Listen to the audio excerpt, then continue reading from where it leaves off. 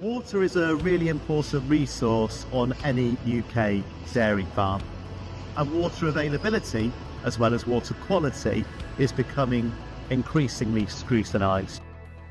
My name's Paul Tompkins and I chair the NFU Dairy Board, and as part of my role I'm lucky enough to visit farms across England and Wales where I see the best practice around farmers who are taking water quality really seriously in the catchments in which they're lucky enough to farm. But I also get to meet with policymakers who are using the tools available to them, regulation, legislation or increased inspections, to play their role in improving water quality. Whilst you and I recognise that water companies and human effluent is the primary cause of poor water in England and Welsh waterways, the role of agriculture and dairy farming is also being increasingly scrutinised. So now is the right time for us to consider what is best practice. Now's the right time for us to consider what more we can do to showcase to both our customers and policymakers why dairy farmers are the true custodians of not just the countryside, but also the waterways in which we're lucky enough to farm.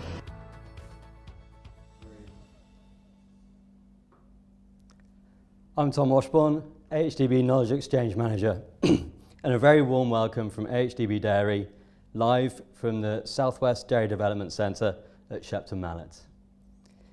From biodiversity to greenhouse gas emissions, farmers are under ever-increasing pressure environmentally. When facing these daily challenges, it's all too easy to miss your opportunities to prepare what options are available now, and also what options are coming along in the future so that we can mitigate the risks. If you're watching live at home, you can ask questions by following the QR code on screen for polev.com/AHDB.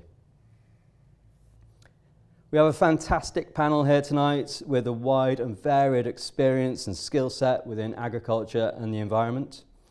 So I'd like to go to the panel now to introduce themselves. Jamie, would you like to start off?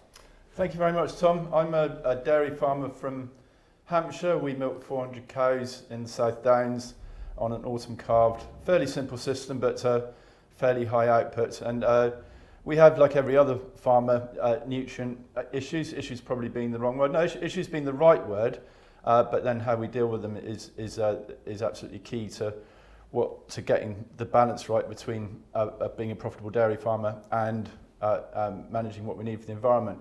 Very much here tonight as the farmer on the panel, so I will be promoting the idea that actually we are farmers and it's really important that we produce food in this country, and then we look at these other issues, the environmental issues and the welfare issues and everything else are really important, but they need to come in as an integrated package in behind producing food. Farmers do need to be profitable, and we need to be able to produce food in a sensible and profitable way. So all the solutions that are out there, and having been to Holland, I can see there are many that we can actually adopt, and there are ways of going forward which do work from the point of view of profitability and sustainability. But I will be talking very much from the point of view of keeping us in business as we approach these challenges. Thank you very much, Jamie. Tim. Hi, my name's Tim Stevens. I'm a catchment advisor working for Wessex Water. We work with farmers, dairy farmers included, in catchments across Dorset, Wiltshire and Somerset, working on ways of keeping nitrate out of groundwater and phosphate and sediment and pesticides out of surface water. I've worked for Wessex Water for 11 years now, and in more recent years my focus has been on phosphate, and we run a grant scheme that farmers can access to adopt practices that will reduce phosphorus losses, and also involved with research into similar things. In 2017 I was awarded an Nuffield Scholarship with the title How Can Farmers Keep Nutrients Out of Water? So I was fortunate enough to travel to a number of different countries looking at these issues there, and what farmers elsewhere are doing about it. Thank you very much, Tim. Jack. Thanks, Tom. Good evening, everyone. My name is Jack Watts. So I am Sustainability Group Lead for NFU. So I support a broad area of policy work on behalf of NFU members. First of all, in the environment, that's anything from sustainable farming incentive, and water quality, species reintroduction, and climate change, and finally the work of our food business unit, which is all about engaging with the supply chain, understanding what customers are requiring and the demands that that's putting on the farming industry. Thanks very much, Jack. Rachel. Good evening, everybody. I'm Rachael Madeley-Davies and I'm Head of Environment at AHDB. Now I'm here because I'm really keen that we start to really look at our farms on the whole. We look at how different things interact and actually really looking at our total environmental impact and actually how it works with our businesses.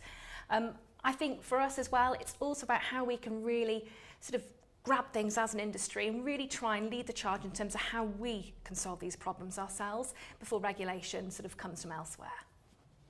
Thanks very much. In order to learn about the impacts phosphate can have on agriculture and on water, and on water quality, and the ways legislation can subsequently impact agriculture and food production, we look to the Netherlands as a dairy-dense, highly populated, very low-lying country. Protection of watercourses is very, very important, and subsequently enhanced legislation has been in place for a number of years. We sent Jamie and a delegation of farmers on a fact-finding mission to find out more. What can the Netherlands teach us about phosphate? We sent some UK dairy farmers there to find out more about the regulations around phosphate and how that has influenced farming practices. Welcome to the Netherlands. I will give some general information about dairy farming in the Netherlands. I'm Paul Galama. I'm working at Wageningen University Research. We only have one agricultural university in the Netherlands, and that's called Wageningen. And we have several research stations, and today we are at De Marke. And Zwier van de Vegte, my colleague, will tell more about it later. We are with 14,000 dairy farmers in the Netherlands in the backyard of 18 million people. So we have to really listen to the society. So it's about phosphor problems, about nitrogen, but also animal welfare. Several topics are important in our country. Yeah, what are the topics, let's say from the 1940s, 1950s? First we had focus on milk production, then the milk quota system came in 1983. The milk quota system stopped in 2015. And then the quota system, the phosphate quota system came.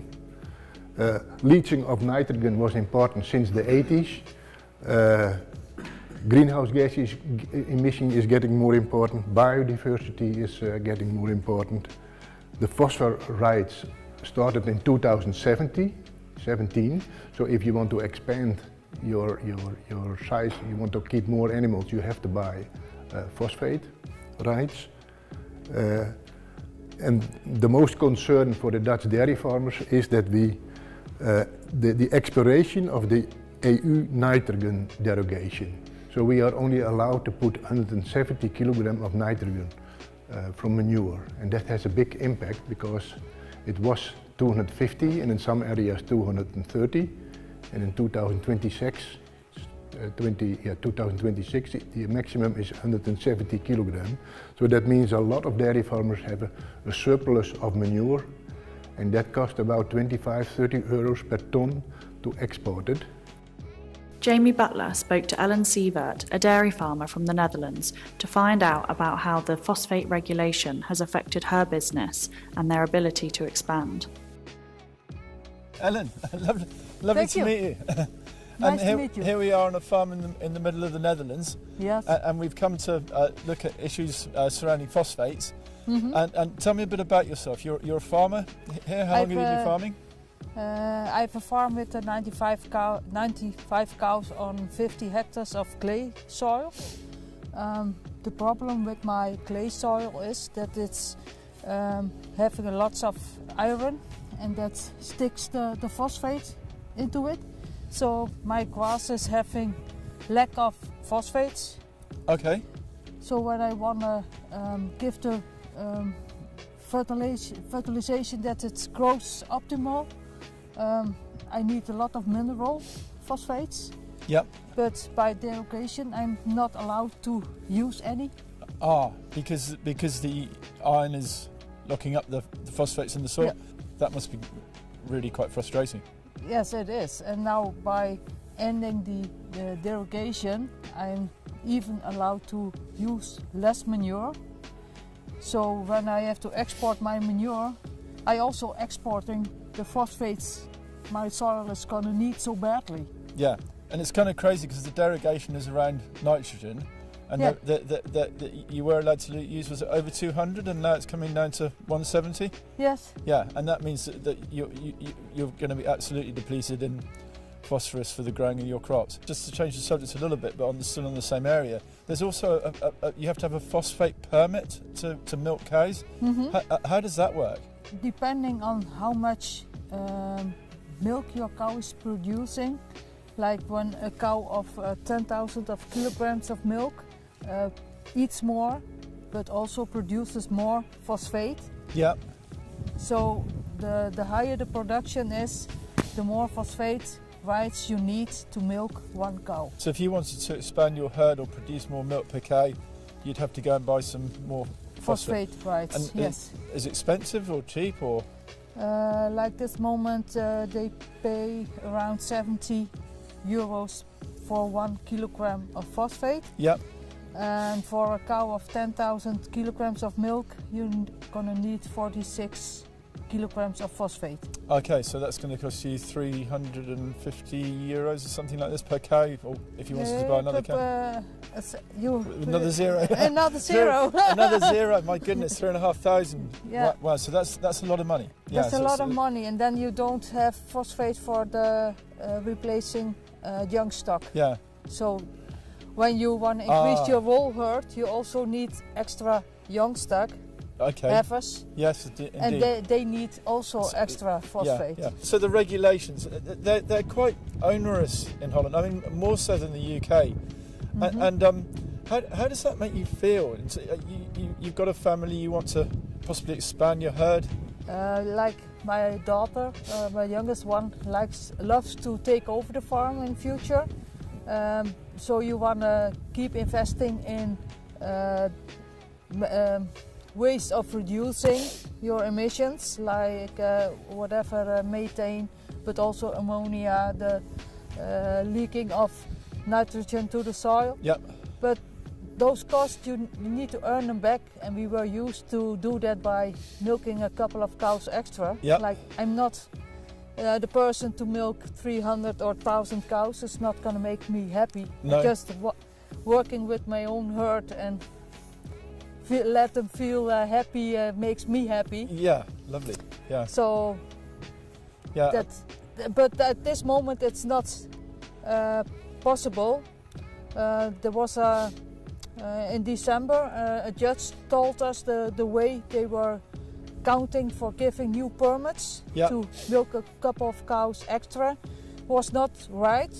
So they just quit all the permits. So when you want to have a new permit at this moment, you're not going to get it. Yeah. So. And at some point, let's hope that they come around and embrace the whole thing, and they bring food production back into the mix of all these other reductions, and you get what everybody's looking for, a sustainable dairy system. Yeah. And it's been an absolute pleasure to meet you. Hey, thanks you ever for so this much. interview. Jamie also spoke to Demarca University's project manager, Zwier van der Vegte, to find out more about how their research is influencing the sustainable practices being implemented in the Netherlands. I was the farm manager for more than 20 years on this farm, and the whole things about sustainable dairy farming were our topics. So then you're talking about nitrogen, about phosphorus, about greenhouse gases, about biodiversity, about animal welfare, all these issues we want to come together in our system, and we try to find out if we could make some steps from all of these and being an example for the practice here in Holland.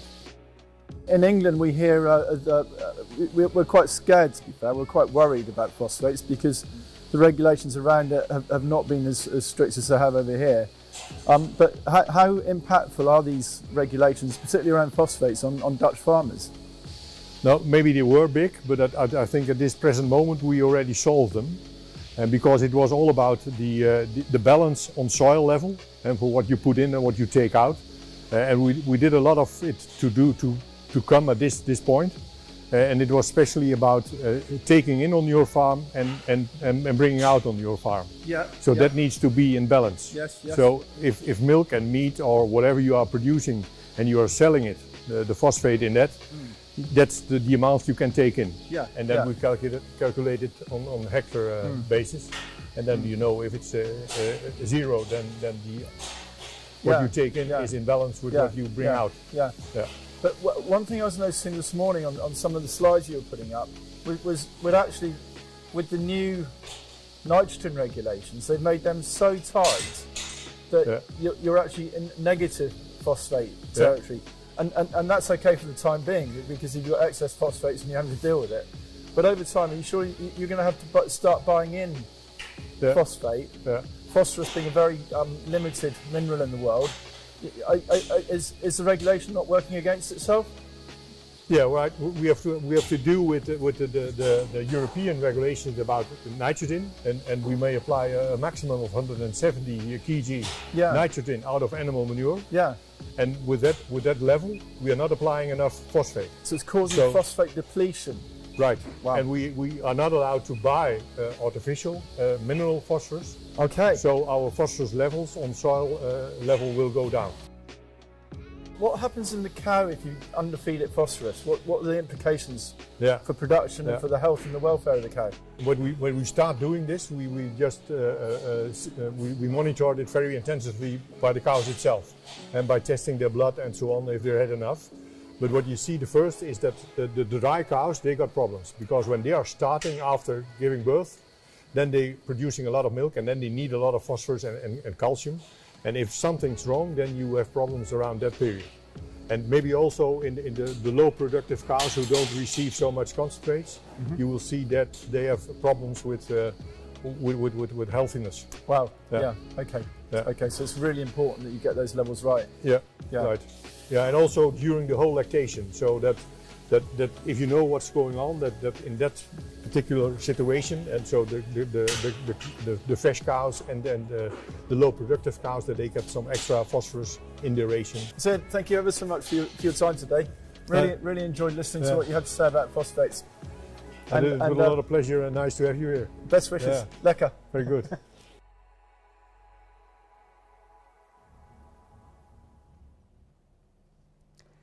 Thank you very much, Jamie. And remember, if you've got questions at home, polev.com/AHDB.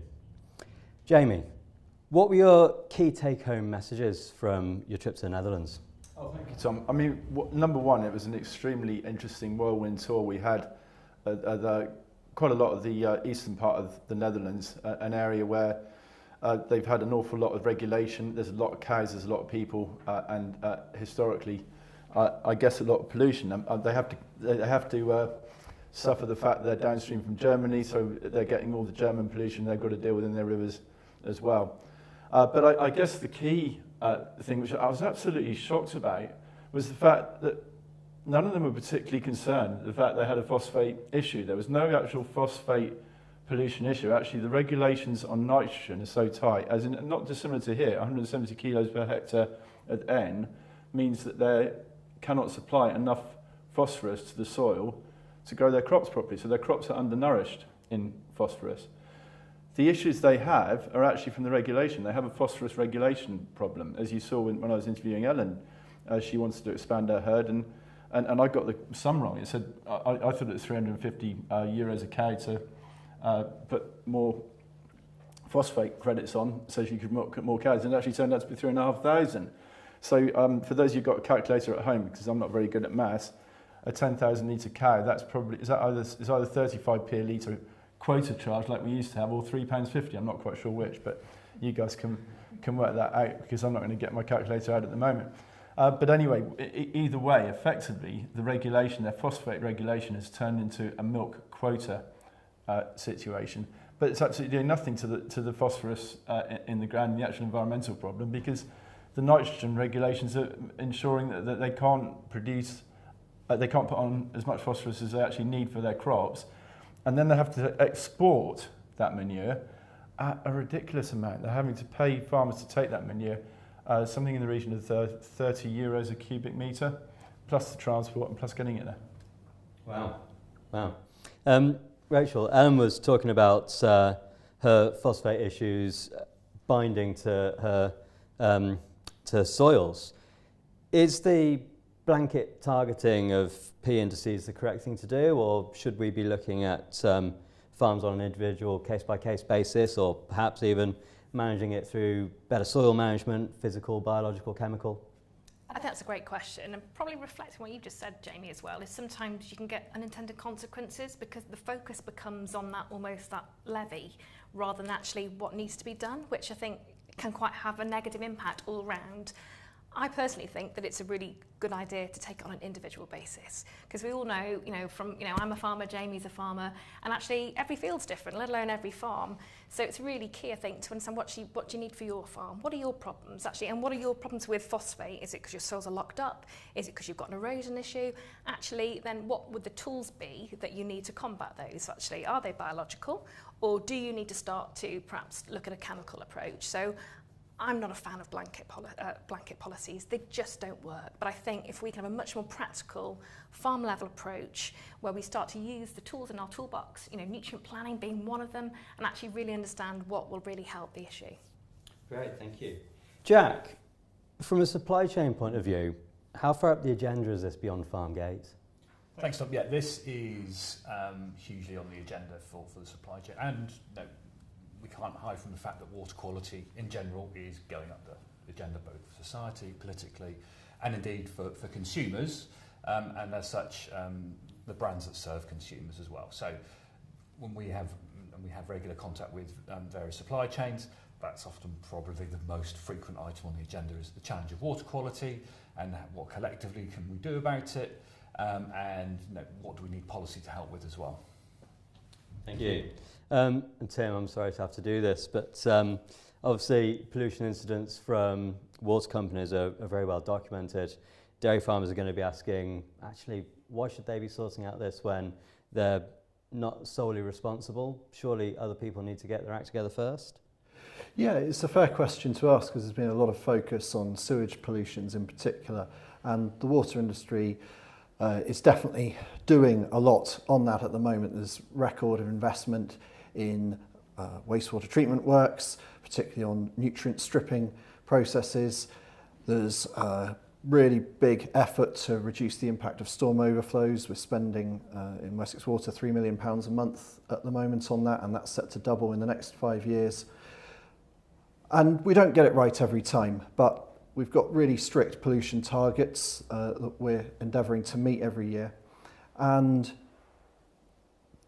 what we can't ignore, though, is that particularly in the rural catchments, agriculture is another significant source of nutrients and other water pollution. And so really what we've all got to do is work together to tackle both. And so that's what my job is where Wessex Water are investing in the wastewater treatment works. We're also making available some funding for farmers in some headwater catchments to access the funding to reduce phosphorus losses from agriculture. And we're also involved with providing the data that will back that up. So I think water companies have got a big part to play in supporting agriculture with improving nutrient use efficiency and ultimately environmental performance across the board. Thank you very much. Thank you. We've got a few questions coming in from our audience at home. So with the Dutch approach of that balance going in and the balance coming out, do you think it'd be financially viable to take the Dutch approach in the UK?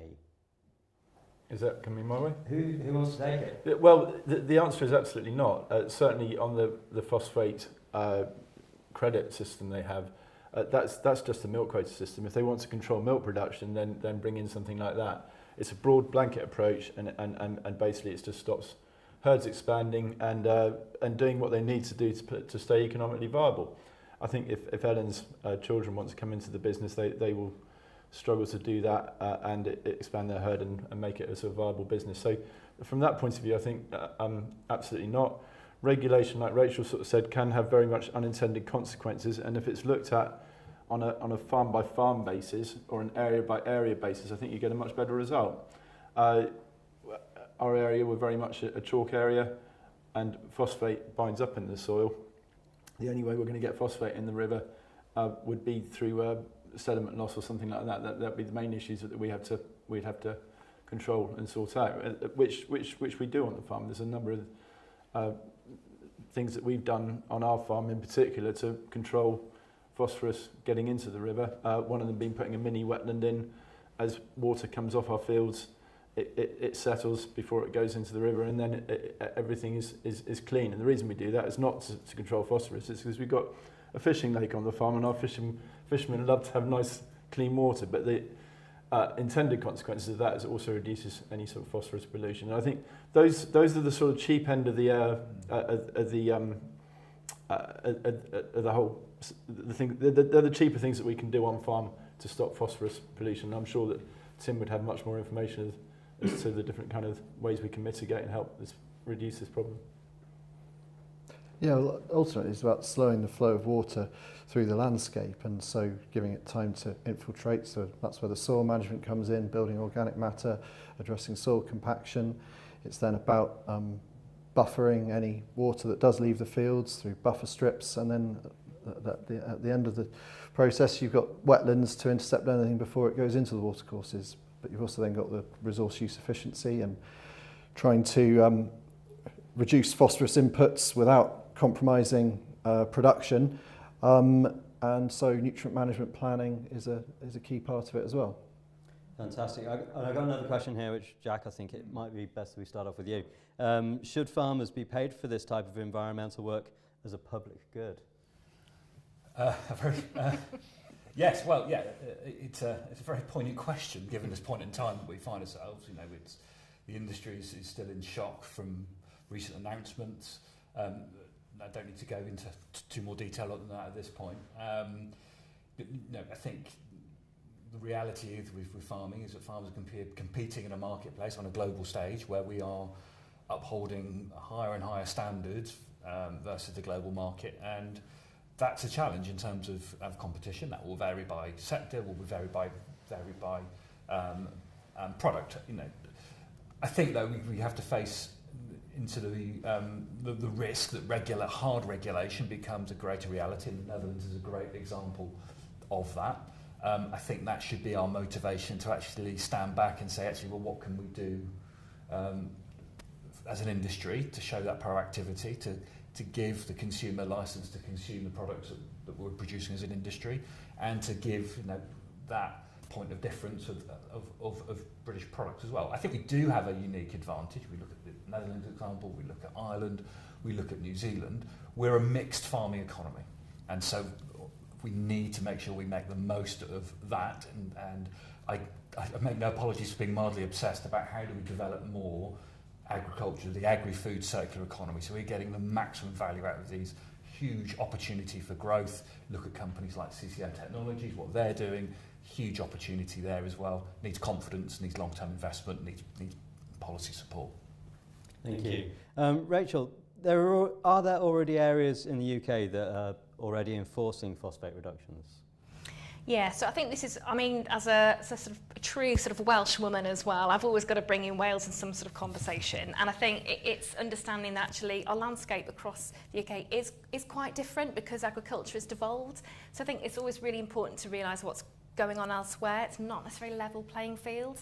So obviously Wales repealed the NVZ back in, I think, 2021, and we've got new sort of Wales water regulations now, which actually obviously don't go anywhere near as far as Holland, but do have some much more onerous sort of requirements on every farm in Wales, which have been met with sort of displeasure, shall we say, I think, from certain quarters, but actually do start to sort of build on those tools. So yeah, when they have been staged in, but now we're talking about whole farm risk maps, talking about nutrient planning requirements, obviously the closed windows have changed, and also the application rate. So yes, it's always important to think about it around the whole, but I think I'm quite keen sometimes, and it goes back to probably what everyone said really, in terms of how we start to really engage and how we start to grab this area ourselves.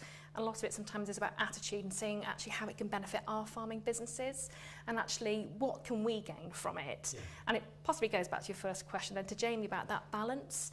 And I think actually how can we then balance our farming businesses? How can we make it work for us? And actually how can it then be our continued license to operate going forward?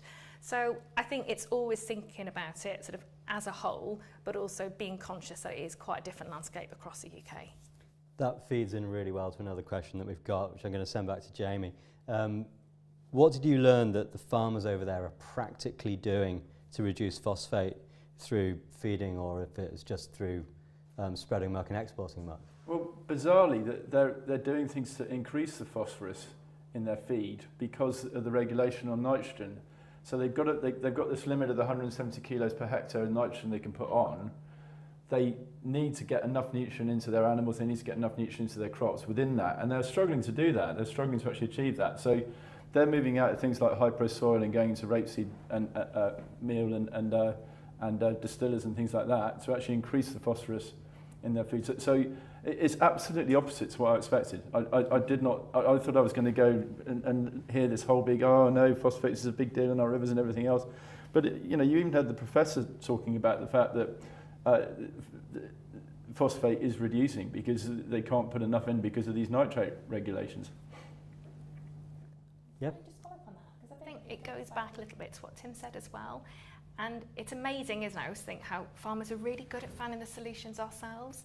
And I think not only is it in terms of looking at those different sort of cropping requirements, but also you started to sort of teach in the territory of sort of nature-based solutions as well before. And I think, again, we're really well placed as farmers to start to get these win-wins out of perhaps what could be perceived as problems. Nature-based solutions are so cheap as well. Pay farmers to put cover crops in. I mean, we're very adaptive as farmers. You pay us, we'll do it. It's not a problem. It's and the supply chain as well. And we don't really care where the money comes from. I mean, in Holland, they have a very good system in terms of everything goes into a centralised system through that. Is it ANCHOR? ANCHOR, yeah. What does ANCHOR stand for, Tom? Assessment yes. of nutrient supply analysis. Yes. Everything is centrally recorded, and in certain parts of the government step in and fund various initiatives, but also the milk companies are funding various initiatives as well, and they're all getting their information through this ANCHOR computer system, which everybody feeds into. So they've got the information there, and they're monetising it. And if we can monetise and align environment and economy, then everybody's happy. And if we can encourage farmers to be happy, then everybody's happy, don't they? We get off our high horses and we get on and do our jobs, and we start making money, and the whole food chain works. And although the Dutch have got that specialist programme that you've just described, calculating a farm nutrient balance is a relatively straightforward process for any farmer to do. You're just adding up what the phosphorus is coming into the farm, and on a dairy farm it's typically in the form of feed and fertiliser, and then how much is going off the farm, typically in meat, milk, grain sales, and what the difference is.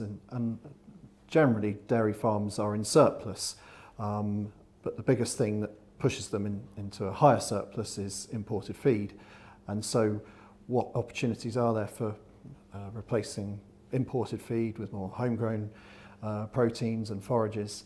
And because ultimately a lot of soils on dairy farms do have high levels of total phosphorus, and the Olsen P indices will demonstrate that there's a relationship between the Olsen P and the total P. And for those fields which do have a high phosphorus index, we do need to be pulling those indices down without compromising productivity, and so it's about finding ways of doing that. Thank you. And Tim, this question could be for you. How do farmers know if they're causing pollution? Can they test the water themselves? The answer is yes. I would say what I've just described of calculating a farm gate nutrient balance is a good starting point. In terms of actual water quality testing on the farm, a good starting point is to do your research as to what is the water quality issue in my area. Jamie's area on chalk downland is going to be more about nitrate, whereas on heavier soils, like the area we're in now around Shepton Mallet, it's more likely to be a phosphorus issue. We've got the Somerset levels that the River Brew near here and the River Sheppey flow into, and the phosphorus is causing the growth of duckweed and just too much vegetation. So that's the first thing to check. And then there'll be published water quality data by the Environment Agency or its equivalent in the devolved nations. You can get test kits that you can take regular samples, or increasingly there's citizen scientists out there who are doing this anyway. But it does help you build up a picture of where are the hotspots on my farm. But you don't necessarily need to test the water to do that. You can work out where your high P indices are, where your runoff pathways are, and then focus your management actions on those areas of the farm. So a worthwhile, proactive approach. Thank you. And just a reminder that if you've got questions whilst you're watching live from home, then it's polev.com/AHDB. Looking forwards, we wanted to see some of the research taking place in the UK. My colleague Kelly Seaton went to Harper Adams, where they've been working on a project which could not only reduce the risk of phosphate losses, but potentially create an additional income by processing slurry. My name is Kelly Seaton, and I'm here today to learn about research taking place at Harper Adams and the role electrocoagulation plays in managing phosphates. I'm joined today by Marie Kirby. Could you just talk me through what your research interests are, please? So our research interest in slurry management is to develop new technology approaches that will generate new revenue streams for farmers, help them to comply with changing environmental regulations, and reduce environmental impact of slurry management. So slurry is typically applied to soil to provide nutrients for crop growth. We typically apply slurry to meet the nitrogen requirement of the growing crop. But because slurry is so high in phosphorus, this oversupplies phosphorus to our growing crop. So what we would like to do, because of the farming rules for water, that requirement would reduce the amount of slurry you could apply if you had a soil P index of 3 or above. So for farmers, they would then be faced with a situation where they wouldn't have enough land bank, or they'd have to reduce the number of cattle they have to be able to continue spreading the volume of slurry they generate. So we wanted to try and develop a process that would recover phosphorus from slurries to enable farmers to comply with that regulation. If we oversupply phosphorus to our soils, it can reduce crop growth. It can also lead to soil washout into the watercourses, which can lead to biodiversity loss. So in 2021, Harper Adams was awarded funding to try and extract phosphorus from slurry to help comply with changing regulations. We had a project funded by DEFRA and delivered through Innovate UK as part of the Farming Innovations Platform feasibility study. And we wanted to take cattle slurry and, working with our industrial partner, Elentech Bio, use their technology to remove the phosphorus. So first, we took raw cattle slurry. We removed the organic fraction, and then we stripped the phosphorus to make a condensed phosphorus product. This resulted in a low phosphorus but high ammonium slurry that could be land applied. We were then interested in whether this recovered phosphorus was bioavailable, so could be used as a future fertilizer source. We did some field trials and some glasshouse trials looking at a silage grass cut, and we looked at how effective the plants was at utilizing these nutrients compared to the original slurry, the low phosphorus slurry, and the artificial fertilizers.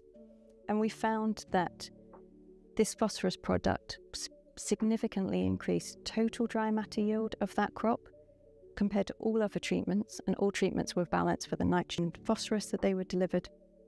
And it also produced significantly higher root mass of the grass. What do we plan to achieve with the new project?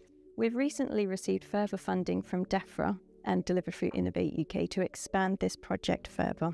So we would like to take this extracted phosphorus product and concentrate that either into a liquid or into a solid, depending on what the farmer would require. And we would like to take this liquid product and concentrate the nitrogen within that to make a really concentrated nitrogen liquid product. The resulting product that we would have is just water left over from slurry, and we're discussing with the Environment Agency on what further uses we could have. So we'd like to take from slurry all the way into our concentrated nutrient products, resulting in water. And what are the benefits of this approach to slurry management? There are multiple benefits to this approach. Firstly, we'd like to deliver a practical technology that farmers can use to bring new revenue stream. It will also take a really diffuse, high water content, low nutrient slurry and make precision fertilizers that we can be used to meet crop and soil demand. We'd also like to provide farmers with a way of reducing the requirements for slurry storage and reducing the carbon footprint of slurry management. Secondly, we'd like to produce an investable technology to bring that new revenue stream onto farm.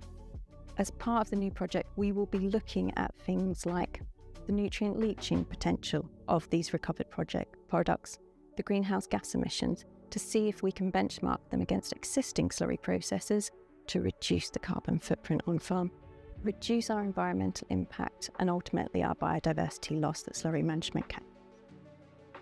Lastly, we'd like to produce a technology that future-proofs the farming system to enable farmers to comply with changing environmental regulations while still providing the food required for the country. We will reduce then the need to import manufactured fertilisers, improving the UK's food security, and in future, develop new circular nutrient markets to increase employability. How affordable do you think this will be to farmers in the future? That's a good question. We're going to answer that as part of this new project. We would really like to engage with a range of stakeholders across the supply chains to come and be involved in the development of the technology and our business models. So if they'd like to contact me, please do. And we will get to that cost as we go through this project.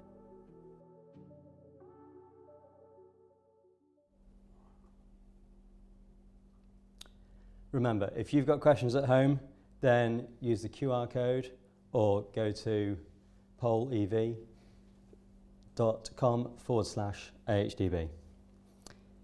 Tim, Marie's research sounds really exciting, but it's not available today. You've already started working with farmers on projects which have seen positive results. Can you tell us some more?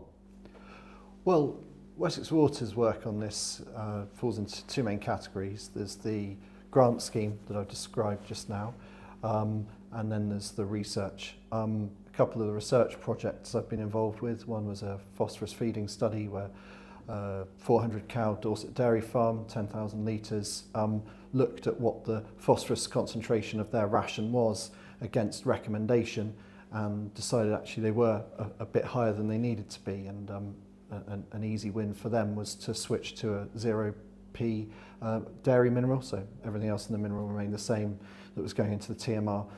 It's just it didn't have any phosphorus because the farm was feeding rape meal, which is a higher phosphorus feed, and that brought them down to recommendation exactly. And so we looked at what the impact of that was on the phosphorus concentration of the slurry, and it did bring it down, and brought the farm phosphorus surplus down as well. The farm had already done quite a bit of work since we first measured their phosphorus surplus a few years ago. They'd started exporting farmyard manure to a local arable farm, and this was just another incremental gain in improving efficiency. But there are other things that that farm is looking at, optimising pH to maximise phosphorus availability, and addressing compaction as well. So that's one example. We've been working with Lancaster University as part of a project in Somerset, looking at what the sources of phosphorus are that are going into the Somerset levels, and that's where some of what I'm saying about the need to pull down those high p-index soils has come from. Then on the grant scheme, we've got the core offer of offering farmers funding for high impact measures in terms of effect on reducing phosphorus runoff, like cover crops, buffer strips, and riparian tree planting to act as another way of intercepting water. But what we're looking to trial this spring is a slurry export scheme for dairy farmers that do have a surplus, and how can we facilitate them getting that to arable farms that have a crop need, and that can then replace imported inorganic pea as well, and get more of a circular food system. So that's something that we're currently talking to a few farmers about at the moment and hope to do this spring. And I wonder why we don't see more of that. Jack, have you got any insight into how we can improve collaboration between arable farmers and dairy farmers? What are the barriers? Yes, I think, as I mentioned before, we've got the wonderful benefit of having a mixed farming economy, and that is an advantage.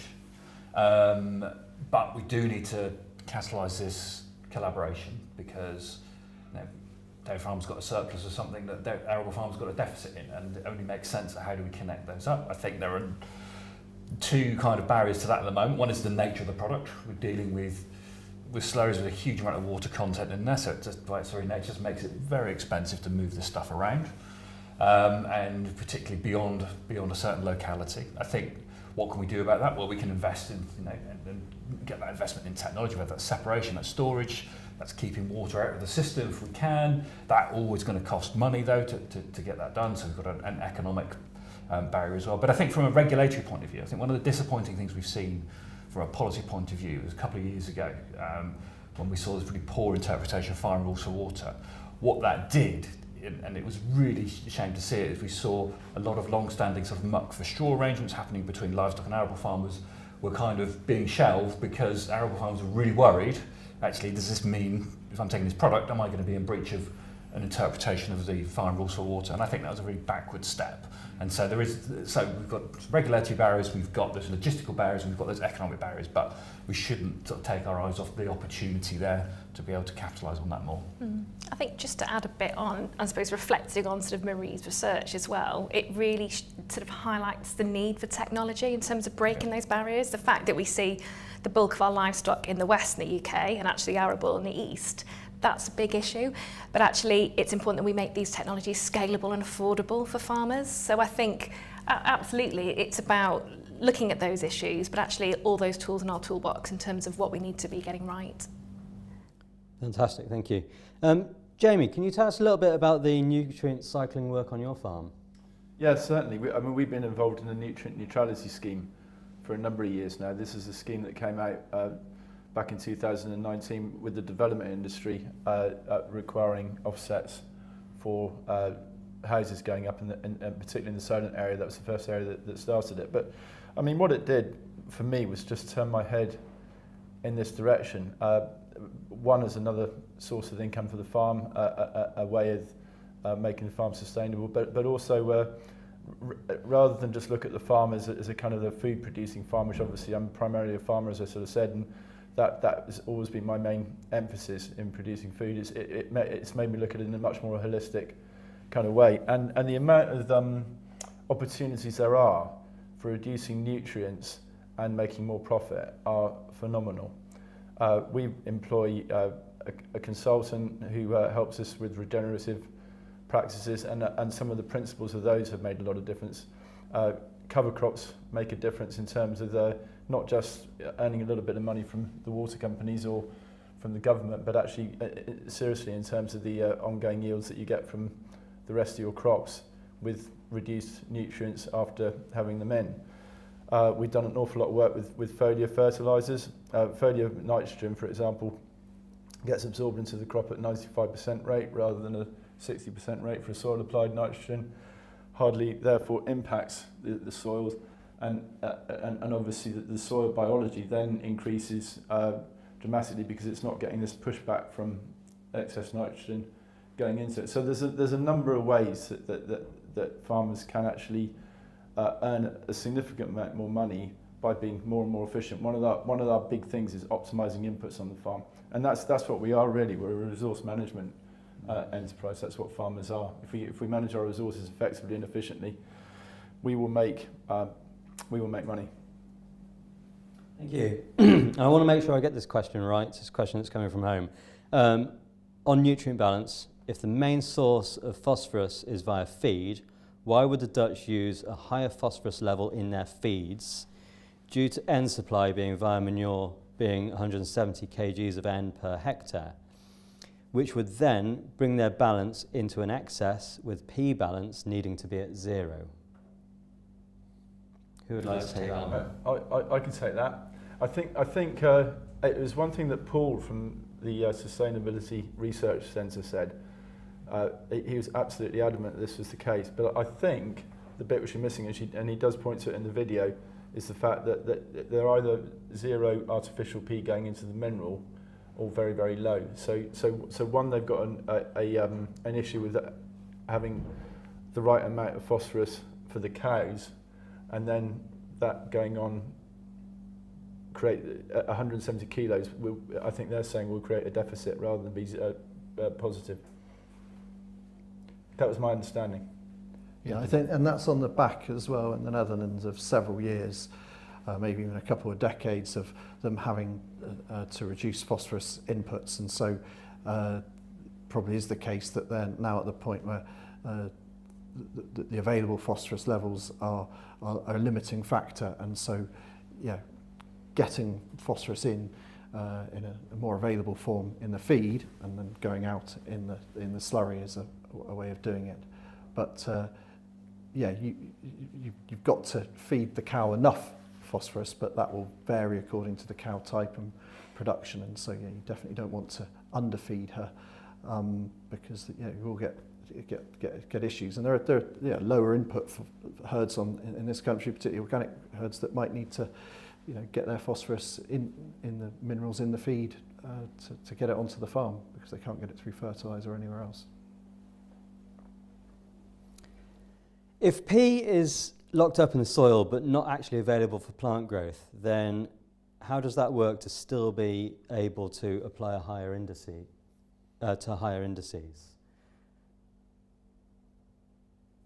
Does anybody want to take that one? Can you repeat the question? Yeah, I can for sure. If P is locked up in soil but not actually available for plant growth, then how does that work to still be able to apply to higher indices? So I think this is almost covering Ellen's point from the Holland trip where she had that high indices soil and was unable to apply. Okay, so obviously every year your crop's going to need a certain amount of P. Now that can come directly from the slurry that you're putting on, or you can work on ways of unlocking the P within the soil. I'm no expert in this area, but my hunch is, my guess is that if you increase the biology in your soils, you will unlock it. You will unlock that phosphorus and be able to use it. I know there are various products out there, like putting carbonic acid on soil, which would also releases a certain amount, but apparently don't try that in chalk areas because the calcium will eat that for breakfast. Yeah. It's about improving soil microbiology that helps then in terms of releasing that in terms of the soil structure and also how it's locked in with other elements. And I think that's a really key point, that makes livestock farming so important. And even if not everybody's livestock farming, everyone should have a bit of shit on their farm. We need to get back to this whole circular system within farming, not just have this arable farm over here, livestock farm over here, excess nutrient there, not enough nutrient over here. Actually, one thing that somebody said to me some while ago is the UK is a classic example of the sandwich. You've got excess nutrient on the west and not enough on the right. What we need to do is fold it together, and we'd have the perfect solution. And what I would encourage farmers to do is get a mineral analysis of their silages, so they know whether their silage is high or low in phosphorus, and then also those figures can be inputted into your rationing software, so that when the software is calculating what your phosphorus concentration is for the overall ration, it's based on the actual concentrations in the silage and the other components. I'd also say it's really important as farmers that we don't have to understand all of this stuff. There's a lot of cleverer people than us out there, or certainly cleverer people than me. A lot of this is way beyond my pay grade, and you can get very, very confused as to what the right things to do and the wrong things to do is. Go buy some expert advice or get some expert advice from AHDB. You're already paying for that, so just plug into it as much as you can. But it's well worth it. Advice can be very, very cheap, and if you get the right sort of policy and you get a joined up solution on your farm, it will make a huge difference, well beyond any cost of the advice. And you never will understand it. So many P's and K's and poos and plops, and it just goes on and on and on. I think actually Tim made a really good point there. Sometimes we overlook the value of quite simple data on farms. So I think I'm a big fan of that full suite of testing. So soil testing, slurry testing and silage testing, and actually making sure that you can see the correlation between them. So I think sometimes it's a really simple measure that it doesn't require lots of expertise, but actually we're quite used to using as farmers. So I think utilise some of those things we're already doing as well. I think there's an interesting contrast, isn't there? Because I found in the Netherlands video, they're talking about nutrient lockup on those clay soils, and it's kind of, as you said before, Rachel, it's really important we look at each field individually. We're looking at clay, we're looking at the chalks, and how do we apply all of that knowledge. I remember a few years ago being on a field walk in Suffolk on an arable farm, using cover crops, not heavy regen, but sort of dabbling in some stuff, and they were talking about how amazed that they were making the process, reduced tillage, improving the biology in the soil, using cover crops. So there's some of those key principles of regen were improving the biological activity in the soil, and we're bringing that phosphate back to availability for following crops. And they were saying, well, actually, we've been investing in triple superphosphate for previous years, and actually now we've been pumping that into the soil, and now we're actually making that available to the crop. And so the economic rationale there is phenomenal. If we can just drive that knowledge, and certainly from a soil health point of view, I think it's an untapped resource that we need to be really driving our understanding of. Absolutely. I think we had a conversation before, didn't we, Jamie, that actually seeing our farms as quite complex biological entities, and actually then how they work and how they interact. And I think that's exactly it. We can extract what is actually there naturally if we're really clever. So I think, it's a really good point, Jack. So, thank you all very much. There really is so much to discuss tonight, but unfortunately we are very limited for time. So apologies if we've not got to your questions. What I'd really like to do to wrap up, though, is to get one take-home message from you each for all of the farmers viewing at home. Jamie, if you'd like to start us off. I guess don't be careful of your preconceptions. When I went to Holland, I thought this is going to be a big issue on phosphates, and I actually found it wasn't. It was a big issue in regulation. And it was quite hard for me to get out of that framework, that headset. And I was just absolutely shocked and amazed when I started talking to these farmers and the researchers that the issues were very different to what I thought. So that would be my take home. Get out your... Take your own head off and start listening to actually what's going on. Fantastic, thank you. Tim?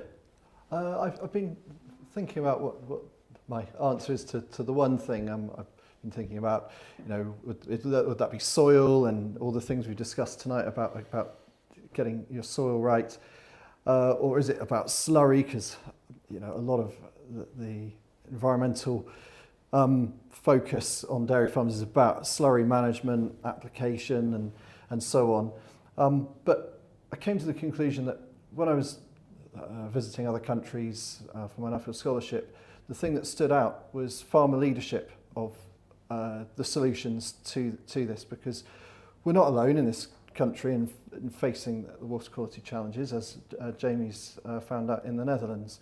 And there are some really good examples now in the UK of farmers coming together in clusters where they've got local water quality challenges, and then them driving the agenda, telling the regulators what they're going to do, and like Jamie said again, harnessing the expertise of all the people around them, whether that's agronomists or nutritionists or water company advisors or AHDB.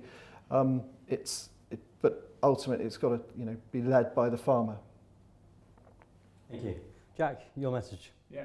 So I've been thinking about this, and I think I can't get out of my head sort of what we saw from the Netherlands video. Just it's a classic example from perverse outcomes of hard regulation. And I think from a domestic point of view, farmers have a huge amount of stock with the public, and I think we should do all we can to protect that. And water quality is high up on the agenda, and so we should be motivated, I think, to get ahead of the hard regulation juggernaut that will eventually be coming our way, but there is an opportunity for the industry to collaborate, come together and actually find those solutions. And it's not going to happen overnight, it's not going to happen by itself, and there will be a role for government, there will be a role for supply chains, there will be a role for collaboration among farmers. So I think we've got to embrace it, we've got to step into that. So I think the key message, if you see a future for your dairy business, you've got to be part of this conversation and be part of actually finding solutions. Rachael. I'm going to sneak in too, but it's a copying Jack really, is that I'm a big believer that we've got to own this space and really demonstrate it ourselves, and that's how we can drive really positive change that we want. But I think to do that, we've got to start seeing our farms as holistic entities, and I think understanding how they interact and see them as a whole rather than isolating single issues. So I think that's one thing. Start to see your farm as a whole and actually how things work amongst it. Thank you. And that just leaves me to say a huge thank you to our hosts here at the South West Dairy Development Centre, all of our contributors in the Netherlands and in the UK, and to our panellists, Jamie, Tim, Jack and Rachael, but also a massive thank you to you at home for watching and for sending in all your questions. If you're pre-registered, then we'll send you a list of resources for further reading following this. If you're watching the recorded version, then just go to the AHDB website and search phosphates and you should find it there. This is the first time we've attempted a live stream like this. It's a new way of working for us, particularly for a technical event. So I would love to hear your feedback from it. The comment section on YouTube will reopen soon, so please give us your feedback there.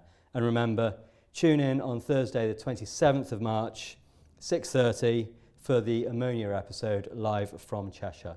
So like and subscribe to the channel to help drive more content like this. Thank you very much and good night.